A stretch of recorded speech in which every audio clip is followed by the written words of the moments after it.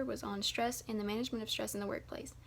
So I started off with defining stress, distress, and eustress, as well as stressors, but all of that can be found in Dr. Toddy's lectures and in the book, so I won't go back on that.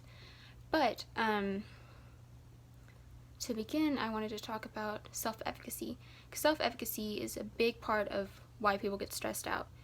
The lack of perceived control and the lack of feeling like you can figure this out and finish what you're starting and stuff like that can affect how easily stressed you are. And a great way to manage that is to implement something like goal setting, which gives the idea of control to the employee, and that can eliminate or reduce stress at the very least. Another thing that causes stress is just stress in your daily life. Someone can have marital issues and they're going to come into work stressed. And so a great way to manage that is to have social support. Social support just makes sure that coworkers get along, you get along, the bosses and the people below them all need to get along and feel like it's more of a welcoming place than just somewhere that they need to go to get a paycheck.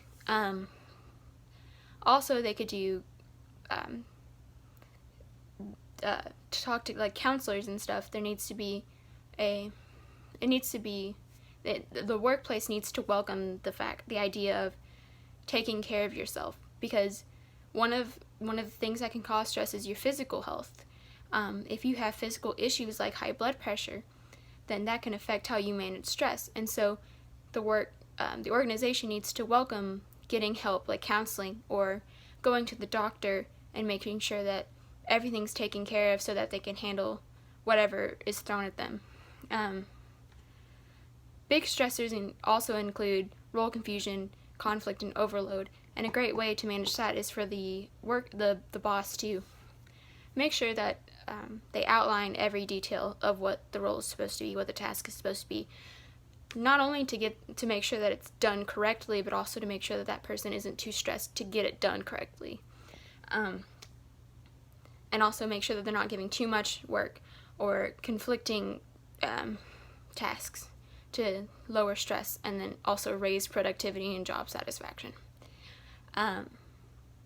Also, you can always eliminate stress by redesigning the job to make sure that the job fits whoever is actually working the job. Because individual differences, people with different personality traits are going to work differently than other people. And overall, stress is manageable and should be managed for the company's own personal good and the employee.